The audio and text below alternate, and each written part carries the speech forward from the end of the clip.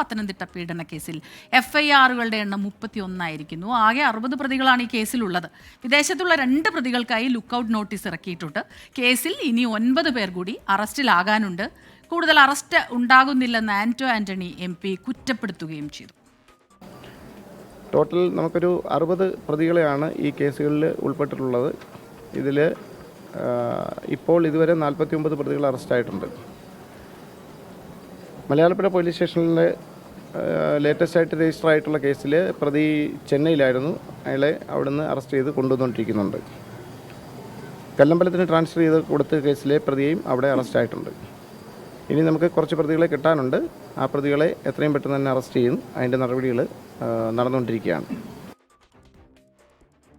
ശ്രീജിത്ത് ശ്രീകുമാരനാണ് പത്തനംതിട്ടയിൽ നിന്ന് വിവരങ്ങളുമായി ചേരുന്നത്.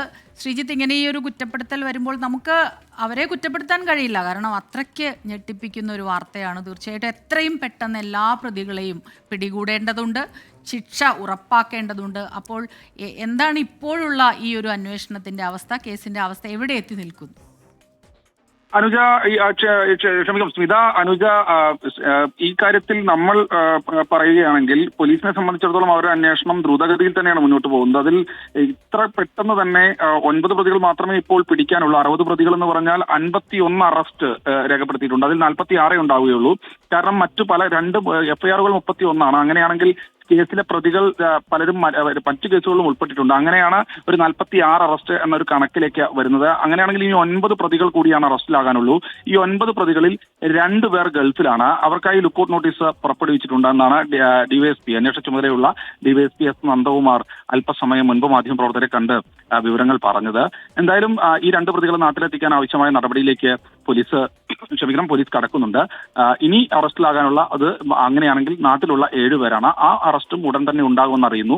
എന്തായാലും അല്പസമയം മുൻപ് ഒരു പ്രതി കീഴടങ്ങിയെന്നൊരു തരത്തിലൊരു വാർത്തയുണ്ട്. അത് സ്ഥിരീകരണമായിട്ടില്ല. അങ്ങനെയാണെങ്കിൽ അതും അറസ്റ്റ് രേഖപ്പെടുത്തും. അപ്പോൾ ഇനി നാട്ടിലുള്ള 6 പ്രതികൾ മാത്രമേ അറസ്റ്റിലാകാനുള്ളൂ.